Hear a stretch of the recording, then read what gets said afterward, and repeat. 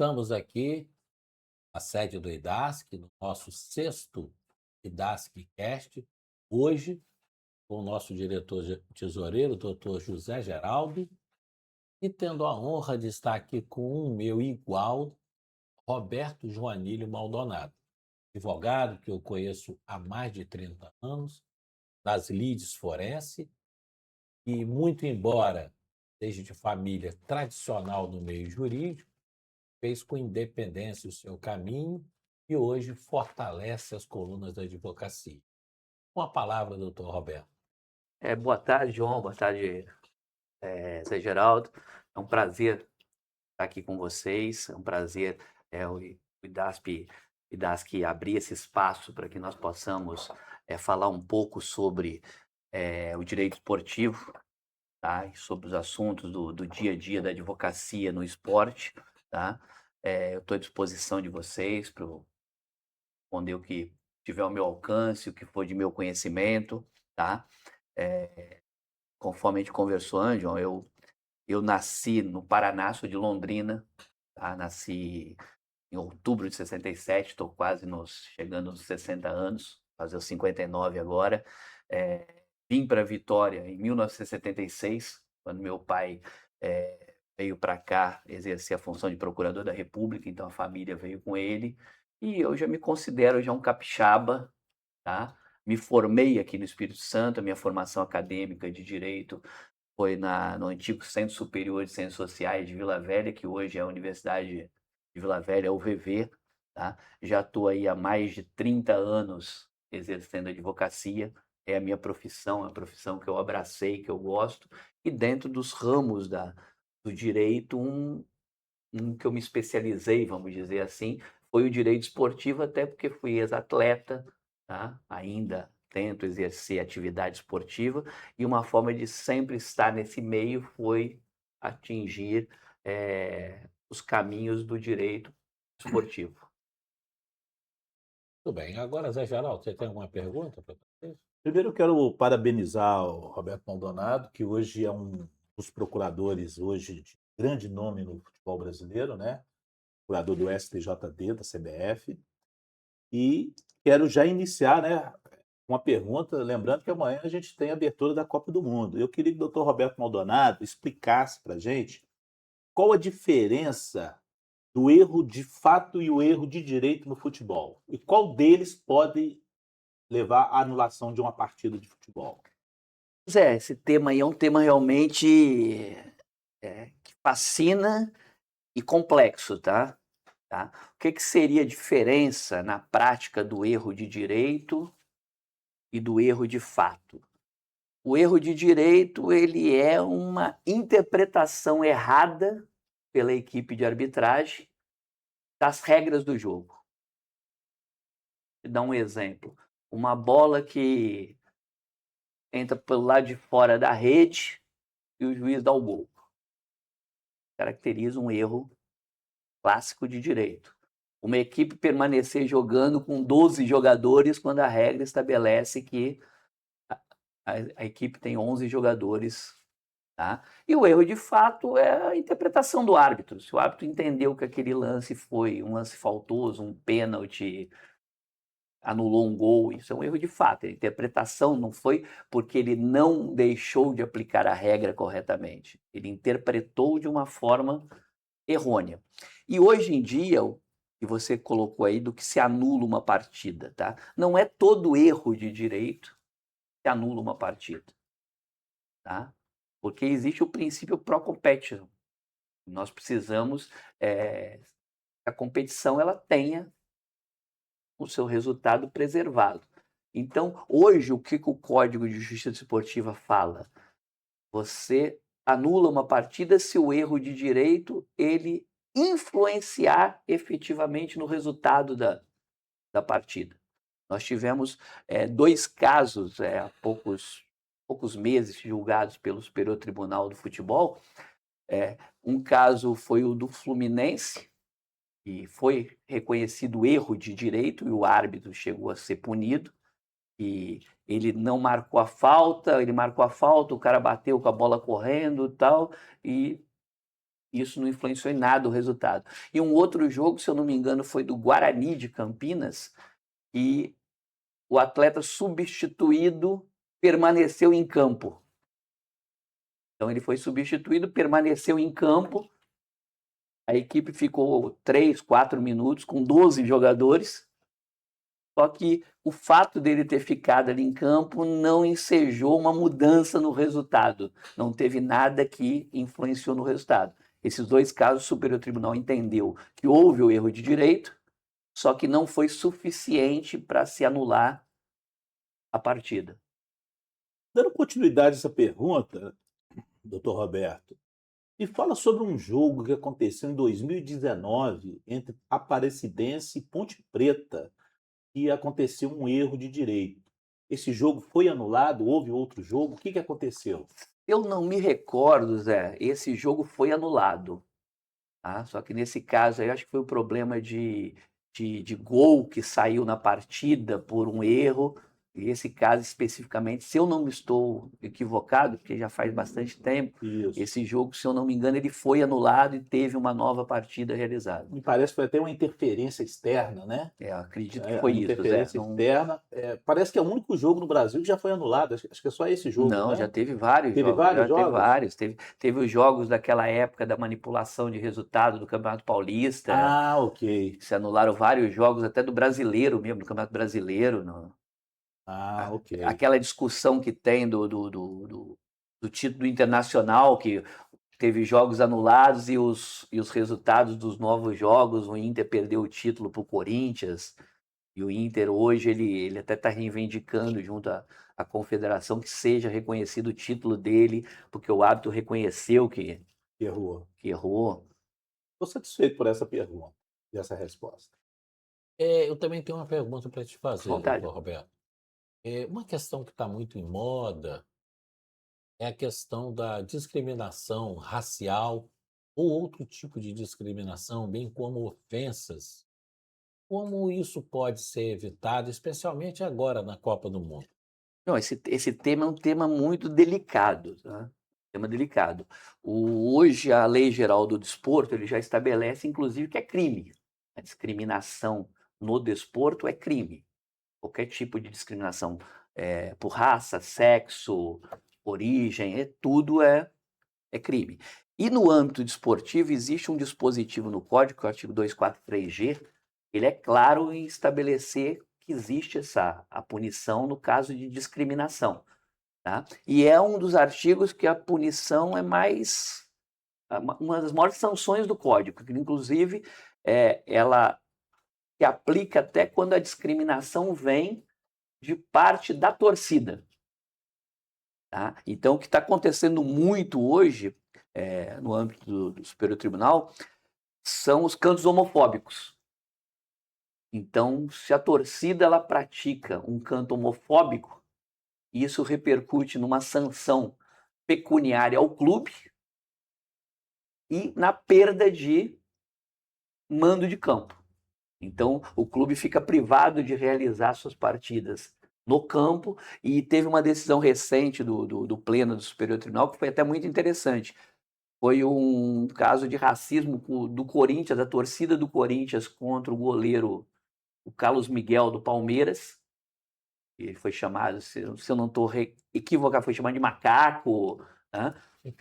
E o Corinthians foi punido com uma sanção pecuniária, porque o clube de futebol ele é responsável pelos atos da sua torcida, e foi interditada a Arena Corinthians. O Corinthians ficaria sem poder jogar na Arena Corinthians. E o Pleno entendeu até de uma forma pedagógica, tá? Que seria interessante interditar apenas o local no estádio, a área do estádio onde partiu a ofensa, porque nesse caso específico foi apenas um torcedor. Então, e esse torcedor chegou a ser identificado, foi levado ao juizado especial criminal, porque hoje... pega na hora, não espera acabar a partida? Não. Quando existe na legislação, quando existe uma desordem, um lançamento de objeto, uma invasão de campo, tá? O dispositivo do próprio código estabelece que se a pessoa que fez o ato for identificada e levada, apresentada à autoridade policial no ato, isso considera uma excludente de responsabilidade do clube. Mas no caso da discriminação do 243G, não existe essa excludente. Ele foi identificado, deve responder criminalmente com base na legislação penal, que já se sai do âmbito desportivo, mas no âmbito esportivo a punição vai ao clube, tá?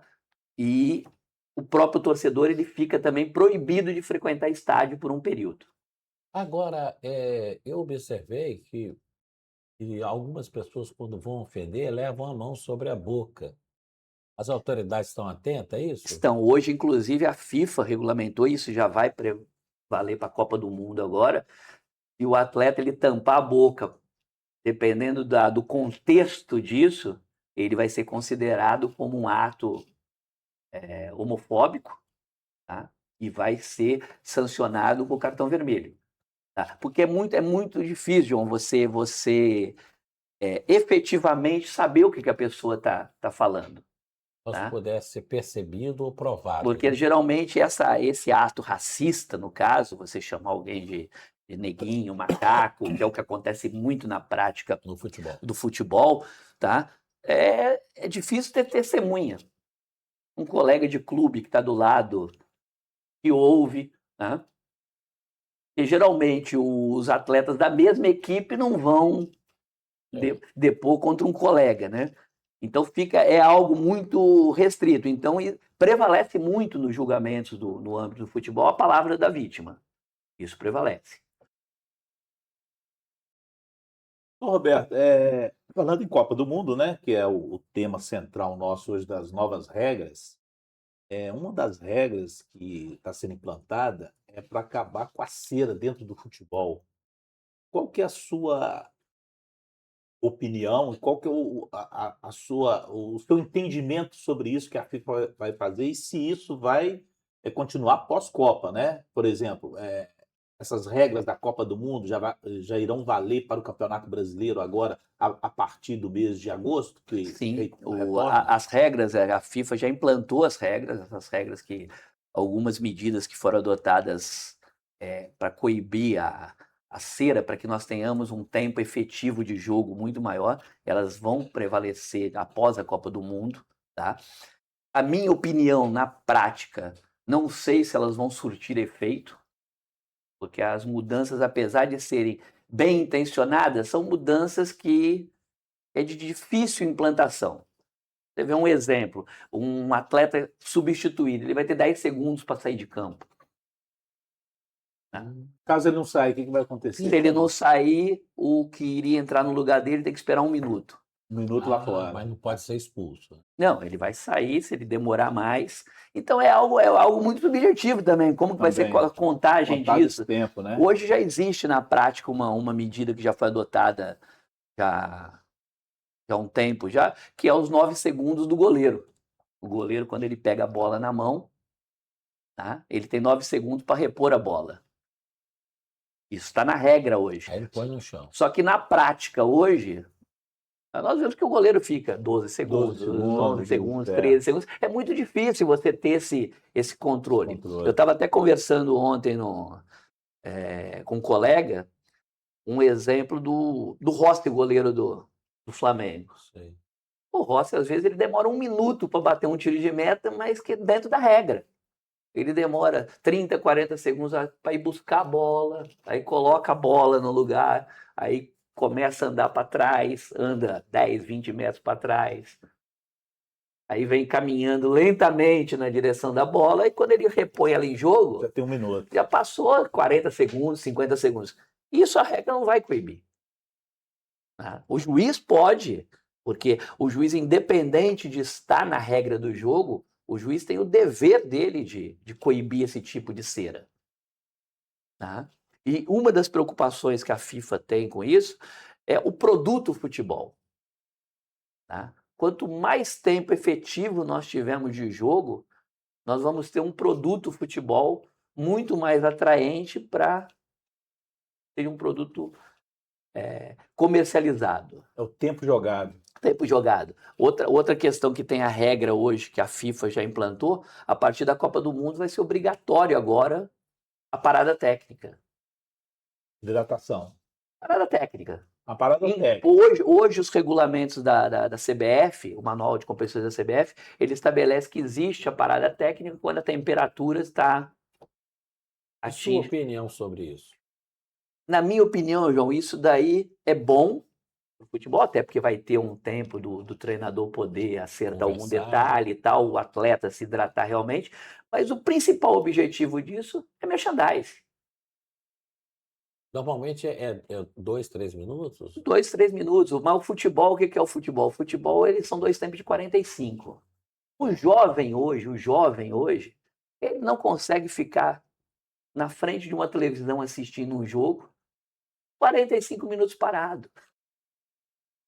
Tem que entrar para Dificilmente vocês... Tá? O jovem não fica 45 minutos sem consultar um celular. Tá? O merchandising, essa parada, é uma imposição também de comercial. Comercial, porque você tem 3 minutos para entrar na TV o comercial, a pessoa sair da frente da televisão e fazer alguma coisa, tomar uma água. Tá?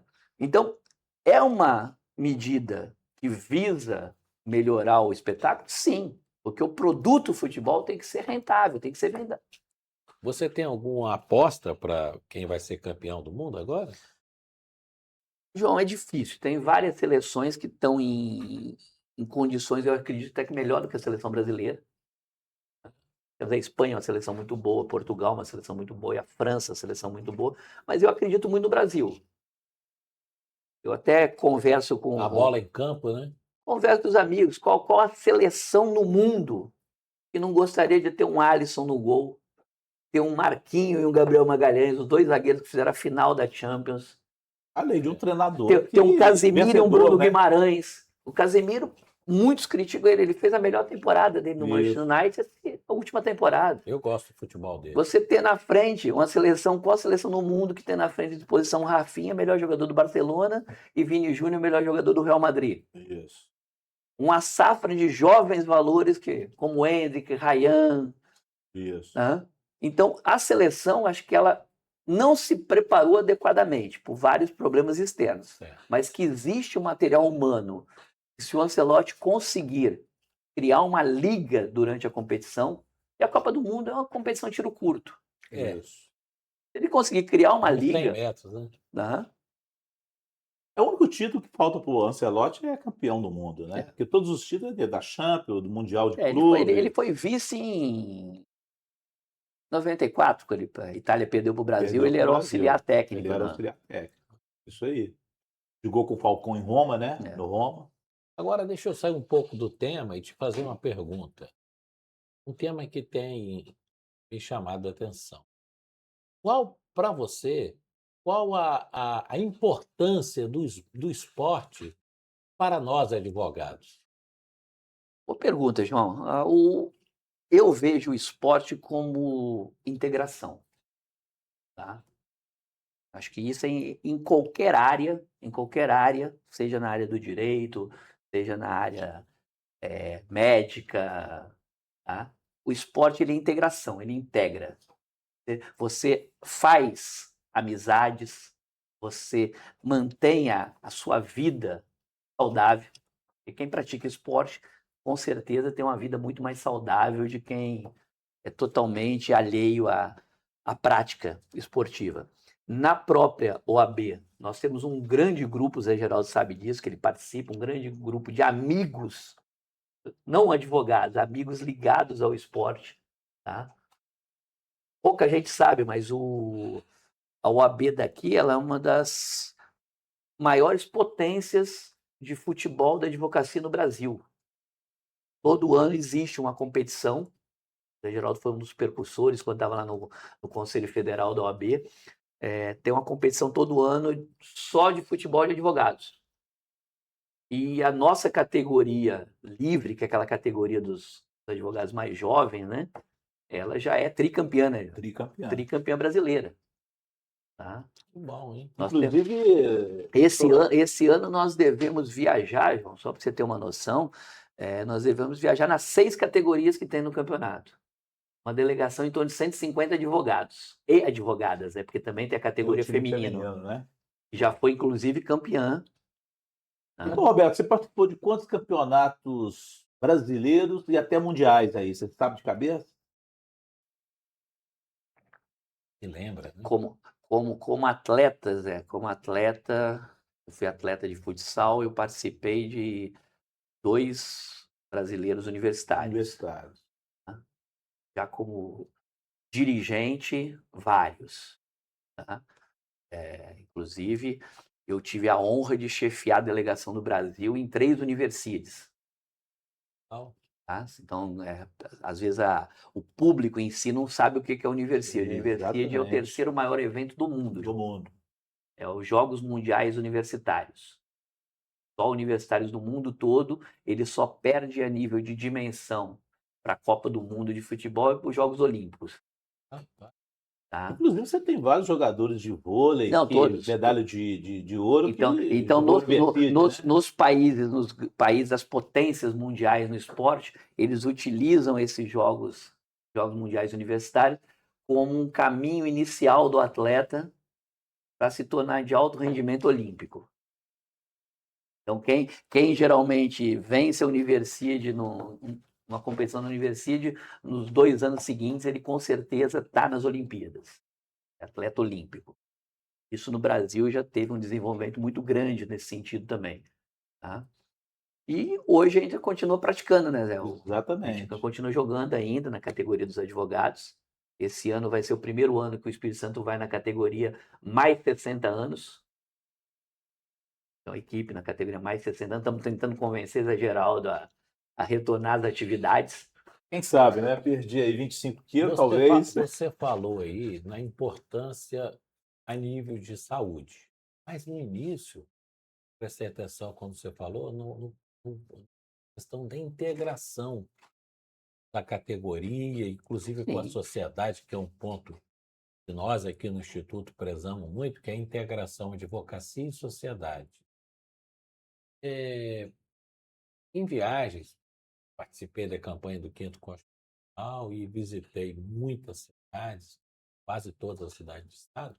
Cito um exemplo, Castelo. Castelo. Castelo é um exemplo clássico de como que o advogado é comprometido com o futebol e com a recreação. E aquilo forma um círculo bonito. Fiquei até amigo dos caras lá por causa disso. Reforçando a sua argumentação. Você puxou um assunto Não, interessante. existe isso, Zé. Não é só Castelo, não. Você tem um grupo muito grande, praticamente no interior todo. Não, Você tem um Colatina, exemplo. Linhares, Colatina, Cachoeiro. Cachoeiro.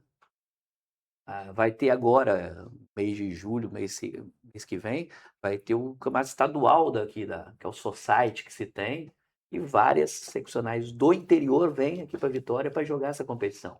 Então, é a integração, é a forma que você tem o momento de estar até com o colega do interior, que no dia a dia da profissão é difícil. Aí, quando nós viajamos para um campeonato fora, tem vários colegas do interior que compõem a delegação, não é só Vitória. A advocacia capixaba não é só Vitória, Grande Vitória. Então, a gente tem que ver a integração da advocacia capixaba num todo.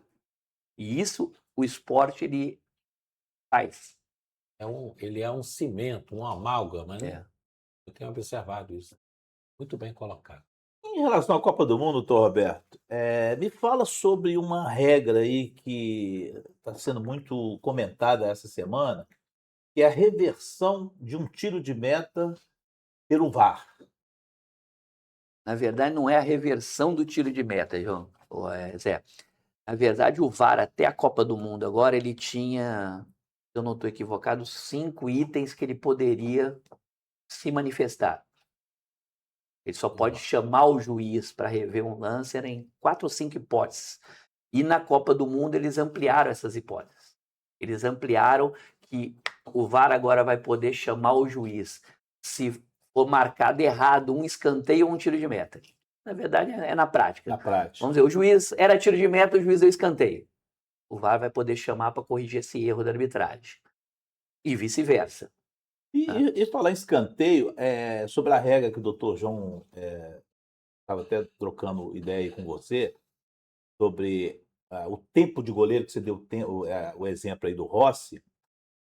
No caso do atraso, passou de 9 segundos, a bola, como que vai ser a reversão? É escanteio. É É escanteio. escanteio. Então, se o goleiro Rossi, por exemplo, era para Inclusive aconteceu na última rodada agora do Brasileiro, inclusive o árbitro que é daqui do Espírito Santo, da Vila Cerda, ele deu o escanteio num lance do goleiro do Botafogo.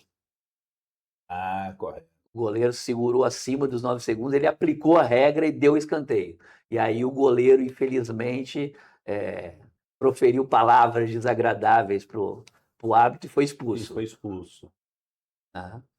E outra pergunta que eu quero saber é o seguinte: vai ter revisão também do cartão amarelo? Porque hoje só tem revisão do cartão Do vermelho. segundo cartão amarelo também. Vai ter também. Por quê? Porque o Então, segundo... são várias mudanças, né? As regras são para tentar melhorar a visão do futebol. E aumentar o tempo de bola. Tempo de jogo. Tempo de Então, jogo. às vezes, o que acontece? O segundo cartão amarelo ele implica automaticamente no vermelho, pela regra do jogo. Isso. Tá? Então, às vezes, uma falta que não seria passível de segundo cartão amarelo, de um cartão amarelo, que seria o segundo e o Correto. vermelho, o VAR vai poder interferir. Muito Eu interessante. acho justo. Então, a Copa tende a ser sensacional, né? Vai ser mais rápido, O né? grande problema, João, é a subjetividade disso. A preocupação que eu tenho, a minha preocupação pessoal, é a subjetividade disso. Porque existe um dispositivo que a decisão do árbitro de campo, ela é soberana. Ela é soberana. Ela é soberana. É aquilo que a gente começou na primeira pergunta, erro de fato, erro de direito. O juiz ele tem o direito dele de errar a interpretação dele. Tá? Aí o VAR veio para corrigir erros crassos. Tá? Só que aí quando você começa a criar situações de interpretação de cartão amarelo, isso, você começa a dar uma subjetividade para o VAR de corrigir erros que talvez não eram para ser corrigidos, que está na essência do futebol. Erros mais sem importância. Então vamos dizer, você vai ter lances, vamos tentar dar um exemplo, de uma entrada temerária, e eu, árbitro, entendo que é lance de cartão amarelo. Você, árbitro, entende que não é. O João, árbitro, entende que é. Eu apitando o jogo, dou um segundo cartão amarelo, porque eu entendi que é a entrada temerária que merece o cartão amarelo. Aí você está no VAR e me chama, revisa, porque eu acho que não é. Então, Mas aí você pode manter a sua opinião. Posso. Tá? Só que a subjetividade, tá? Ela está na essência da partida do futebol. Tá certo. Tá? Então, o correto do VAR é quando o erro é crasso. Eu dei um cartão amarelo num lance que não era para cartão. E todo mundo que está ali assistindo o espetáculo vê que eu errei. Doutor Roberto, sobre a Copa do Mundo, o fato que chama muita atenção é a questão dos treinadores na beira do campo, reclamando muito. Como que o senhor vê em relação à FIFA? O que ela vai fazer para disciplinar para os treinadores não reclamar muito? Eu acredito que a FIFA vai ser altamente rigorosa com relação a isso, não só os treinadores. Tá? Acho que a FIFA ela tem um código disciplinar muito rígido, tá? E eu acredito que ela não vai permitir qualquer espécie de reclamação desrespeitosa que tente interferir na arbitragem da partida. É uma questão que a FIFA é muito rigorosa em relação a isso. Por falar em uma postura desrespeitosa, o que o senhor me diz sobre a punição do treinador do Palmeiras, Abel Ferreira, uma punição recente, né, de um clube que estava liderando o campeonato, e é um treinador que todos sabem que reclama o tempo todo. O que o senhor diz sobre isso? O caso do Abel, eu posso até, não seria antiético me manifestar, até porque esse caso já foi encerrado. Tá? Ele foi condenado na comissão disciplinar do tribunal. Ele tinha 2 processos pauta, ele foi condenado num processo a 2 jogos de suspensão e num outro a 6 jogos, tá. Essa condenação ela foi, vamos dizer assim, um dos motivos que levaram essa condenação foi ele se costumar em reclamar e ser expulso por reclamações desrespeitosas. Houve recurso do Palmeiras e do Abel ao pleno do tribunal, o pleno manteve essa punição de 6 jogos e reduziu a outra para 1 jogo, porque era uma infração um pouco inferior. Tá? Mas acho que o principal lição que fica em cima dessa condenação do Abel é que demonstra que a justiça desportiva está tentando ser rigorosa também em relação à postura dos treinadores. Não só o Abel, diversos outros treinadores estão sendo denunciados pela Procuradoria e estão sendo condenados também pelas comissões disciplinares do tribunal. Por quê? Porque o treinador, querendo ou não, ele é uma figura pública e transmite uma mensagem o público que é o torcedor. Não só os seus atletas, ele passa aquela visão, mas ele passa também principalmente para o torcedor.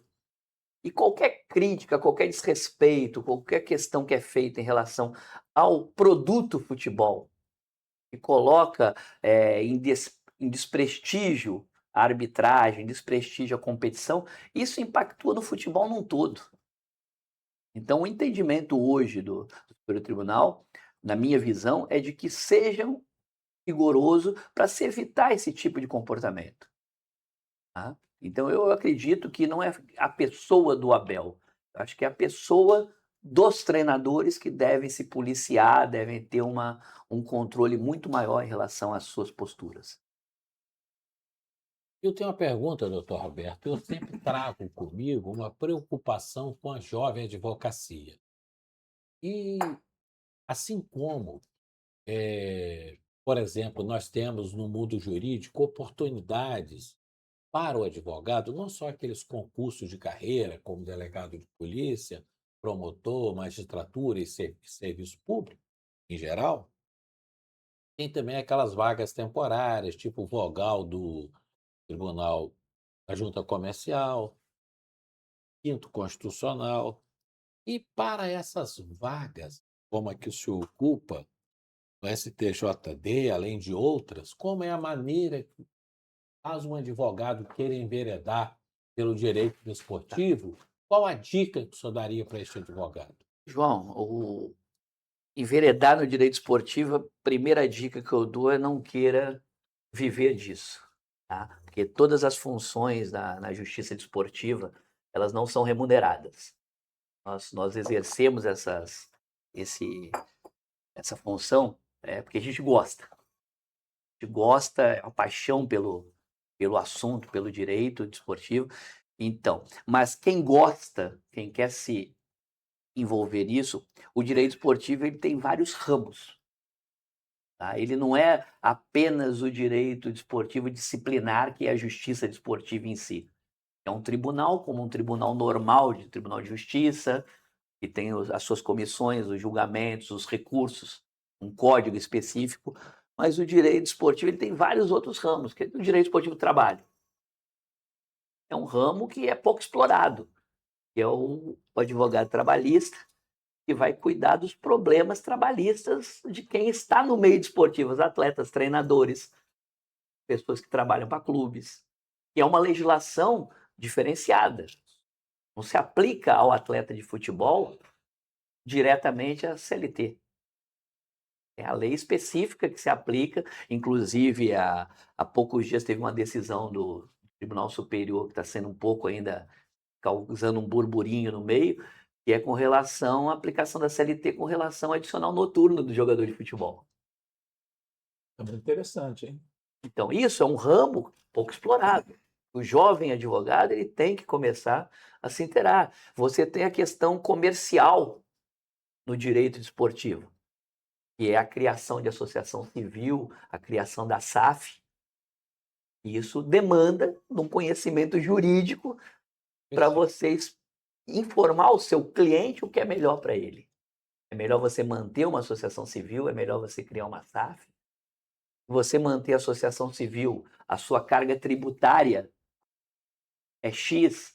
Se você criar uma SAF, a sua carga tributária passa a ser Y.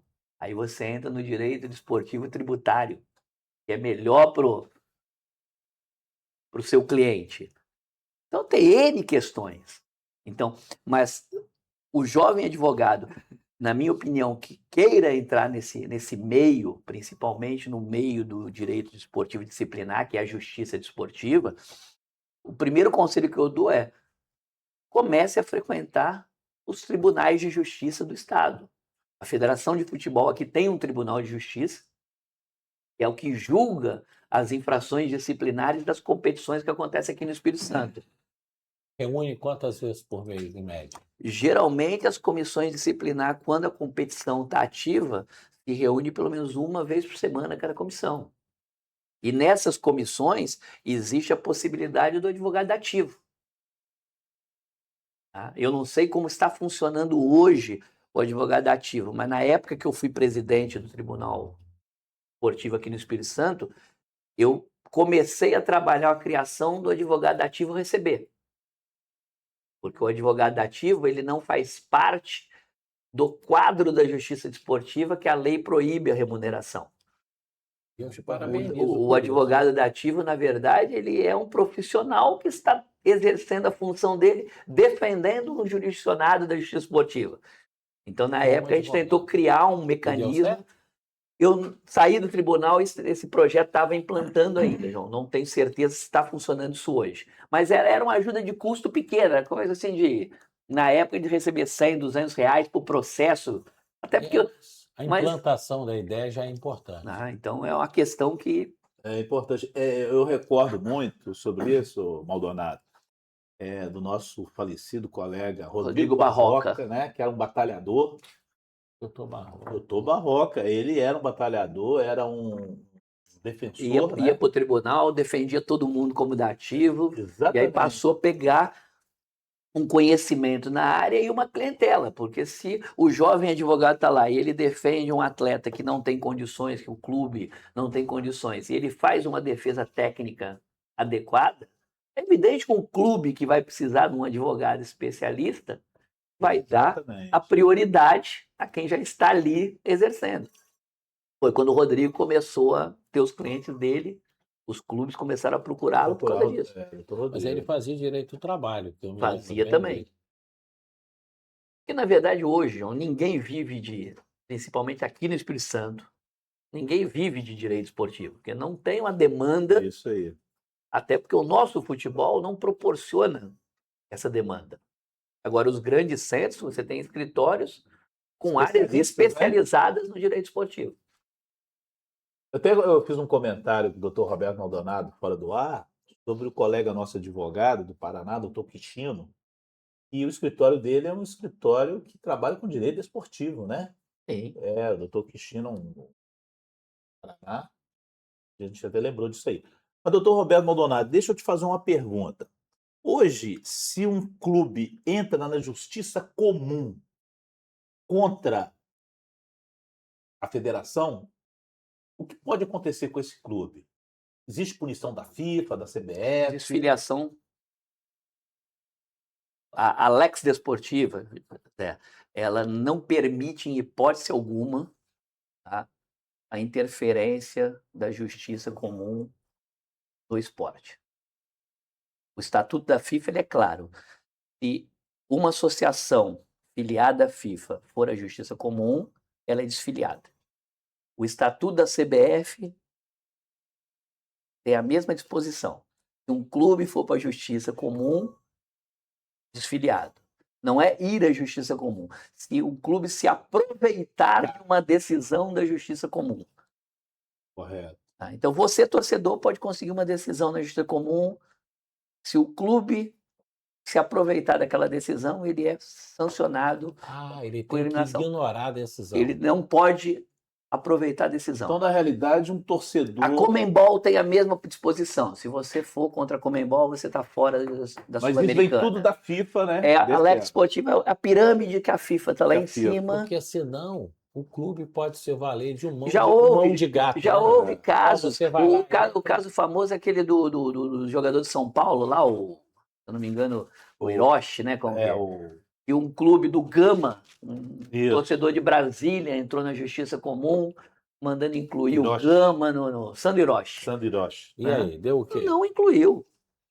Não incluiu. Se ele não desistisse da ação, tá, o clube iria ser Unido, né? punido. Então- E isso aconteceu agora há pouco tempo, Senão realmente nas, vira bagunça. nas né? eleições da CBF. Quando o Edinaldo ainda era presidente, houve uma medida liminar afastando ele da presidência correto. e a FIFA ameaçou, se não fosse Retirada. retirado, o Brasil ficava fora do Campeonato Sul-Americano. E aí, retirou? Aí foi feito o acordo, ele retirou a ação, tal, saiu, desistiu, e teve a nova eleição da. Exatamente. Eu recordo. E aí não é nem no campo desportivo a nível de resultado de jogo, influência de resultado. Aí era uma questão civil de eleição da entidade. Da entidade. Inclusive, foi uma Então, liminar E dada nem pela. assim, né? E foi uma liminar dada pelo STF. É. Foi um negócio. né? Ele deveria, então, recorrer dentro dos tribunais esportivos. Esportivo. Nesse caso, João, não é nem recorrer no Tribunal Desportivo, porque não cabe recurso nesses casos no Tribunal Desportivo. O Tribunal Desportivo ele não se mete numa questão interna corporis da entidade. Ah, tá. Eleição É de uma eleição. entidade é matéria de direito civil, associação Mas civil. só que se entrar no justiça... Só que se discutir lá e o resultado ali Modificar. influenciar a estrutura da entidade, a FIFA, ó, para mim o presidente é o João. A Justiça mandou colocar o Zé Geraldo, para mim o presidente é o João. Isso aí. Doutor Roberto, a Copa do Mundo, nós vamos ter uma Copa do Mundo com 48 clubes. Eu recordo, né? A Copa de 70, eu tinha 12 anos, a Copa de 70 eram 16 clubes, 4 chaves de 4 clubes, agora é 48. Qual que é a sua expectativa dessa Copa do Mundo com 48 clubes? Com toda sinceridade, muitos jogos ruins. Né? Eu acho que o nível técnico da competição ela cai. E essa chave que está o Brasil? Chave boa. Boa para o Brasil? Acho que é uma chave boa. O Brasil ele vai ter um primeiro jogo contra Marrocos, que eu acho que é o adversário mais difícil da chave. O Marrocos foi 4º lugar na última Copa. Teve um trabalho, seleção muito bem preparada. E os outros? O Haiti, uma seleção fraca que não. Nós temos que. Só para fazer número, né? E a Escócia também não é uma seleção de Tradicional, de primeira né? linha. Tradicionalmente não vai o Marrocos e o Brasil para frente. E essa Copa, até por ter 48 times, você pode se classificar até em terceiro. Pode? Né? Porque, na verdade, são 48 times e vão ficar 32. Você vai ter uma fase intermediária entre Dos oitavas e a 48, você fica 32. Tipo uma repescagem? Não, uma fase a mais que vai ter. Você vai ter um mata-mata mais. Então... Antes você classificava na primeira fase, quando era 24 equipes, depois mudou para 32, né? Era. Aí você classificava 16. Então de 4 só sai uma? Pode sair uma, mas não são todos os terceiros que classificam. Você tem... Hoje são os 48... Quantos grupos são? São 8 grupos, né? 8. 8 ou 30... Não, 8 não, 12 grupos. 12 grupos. 12 grupos. 12 você grupos. classifica os 2 primeiros, que seriam 24. E mais 8 terceiros lugares. Os 8 melhores terceiros. Os 8 melhores terceiros lugares. Aí você vai para uma fase nova de mata-mata com 32. Que é entre as classificação e as oitavas. Aí você cresceu um jogo mais. Você ser campeão do mundo, você joga 8 partidas e não mais 7. Eu particularmente, acho interessante, porque eu gosto de Copa do Mundo. Eu gostei desse. Agora, isso é aquilo que a gente começou no começo da conversa. Comercialização. Isso é o business. Você precisa ter, você aumentou o leque de seleções, você vai ter muito mais público interessado em assistir a Copa do Mundo. Os países aumentam o número de países que vai estar lá. Só que o aumento de países, tecnicamente, a competição tende a cair. Qual que é a sua opinião sobre o atual presidente da FIFA? tenho opinião formada, Zé, com sinceridade. Eu não me envolvo muito com essa questão de, principalmente no âmbito da FIFA internacional, que é. Tá? Se você me perguntar qual a minha opinião do novo presidente da CBF, que eu tenho um convívio praticamente, eu acho que o Samir é um cara que está fazendo um trabalho muito bom, bem intencionado. Isso. Tá, Isso é importante. tá tentando fazer algumas modificações na estrutura do futebol brasileiro, que é difícil, Isso aí. tá? O Teve- Samir, eu acho muito interessante, porque nós temos um colega lá de Roraima, que é o Alexandre Dantas, né? Falava muito dele, porque o Samir é goleiro da pelada deles, É. é médico, né? É. E ele comentava muito, era vice-presidente da CBF, falou que era um cara muito dinâmico. Então, quando ele assumiu a CBF, ele era vice-presidente Da da Federação Federação de de Roraima. Roraima. E falou que realmente ele é muito dinâmico, né? Não. A visão dele, ele está com a visão de tentar modernizar o futebol. Já teve essa questão da profissionalização da arbitragem. A CBF já profissionalizou a arbitragem, hoje os árbitros, o grupo de árbitros já é profissional, com assinada carteira, tudo certinho com a CBF. Tá? Só que é difícil porque o futebol brasileiro tem uma peculiaridade, é que você sabe muito bem, o torcedor é clubista. Isso. Exato. E o dirigente também é clubista. O dirigente, ele não se preocupa, ele se preocupa com o clube dele só. E o produto em si não interessa. Né? Doutor Roberto, nós estamos chegando nos finalmente do nosso podcast. Eu queria te fazer uma pergunta e, na sequência, você já fizesse suas considerações finais. A pergunta é, onde é que você vai assistir o jogo da seleção? Os jogos. O primeiro jogo eu já tenho já um compromisso, já um aniversário de um colega que nós vamos nos Que reunir. bacana. Tá? Vamos torcer todos juntos para que o Brasil comece bem a Copa do Mundo e que jogue as 8 partidas. Eu quero assistir 8 jogos do Brasil. Isso aí. E suas considerações finais? Minhas considerações, eu só tenho a agradecer o espaço que foi oportunizado, tá? Para a gente falar sobre esse tema, Copa do Mundo e principalmente direito esportivo. Não sei se deu para notar, mas é um tema que eu tenho uma paixão, eu gosto, tá? Então, me sinto à vontade de responder qualquer questão relacionada, então eu tenho a agradecer a oportunidade. Eu notei, igual naquele jogo que eu assisti nos anos 90, você fez 4 gols numa partida em Vila Velha. Nesse podcast, você deu um show de bola também. Eu acho que naquele jogo o show foi maior. Tá? Teve gol até debaixo da perna, né? Teve. Zé Geraldo criou um time há muitos anos atrás, né, Zé? Acho que Era um time da Grande Vitória chamado R9. Eu era o 30, treinador, uns 30 né? anos atrás, a gente estava ainda no começo da advocacia ainda. Isso aí. Eu joguei nos anos 80, não tinha nem para formar 2 times, era advogado contra juiz. E eu fui expulso. Inclusive, João, você está falando essa questão, eu dei uma sugestão agora para o pessoal da organização do campeonato lá da OAB pela CAIS, tá? Que a categoria nossa é a categoria mais 60. E não existe times aqui, você não tem uma quantidade de advogados com mais 60 anos para fazer 2, 3 times. E aí, todo ano, nós, para nos prepararmos para a competição nacional, nós disputamos esse campeonato estadual na categoria mais 45. E é uma diferença muito grande, o Zé sabe disso. Sim, claro. Tá? O nosso time tem advogado de 63, 64 anos. Eu sou mais novo. Eu sou mais novo porque eu sou exceção à regra que pode ter atletas de 58, 59. Tá? Eu sugeri para eles que voltasse esse torneio, que nós fizéssemos esse torneio do mais 60 com a magistratura, com o Ministério Público e com o pessoal do Exército, que é uma forma também muito importante dentro daquela questão da integração, que é um network, que é importante. Exatamente. O advogado está ligado também com a magistratura, com o Ministério Público, com as outras entidades de carreira jurídica. Você tocou num ponto importante, é o que nós pregamos aqui no nosso Instituto IDASC, que é a integração do advogado com a sociedade capixaba. Então, nós agradecemos a sua presença. Vou passar a palavra para o doutor Zé Geraldo para as razões finais dele. Eu quero agradecer ao doutor Roberto Maldonado, um amigo de longas datas, né? E eu estou com o mesmo pensamento dele, de termos 8 jogos e a gente conseguir trazer esse título mundial.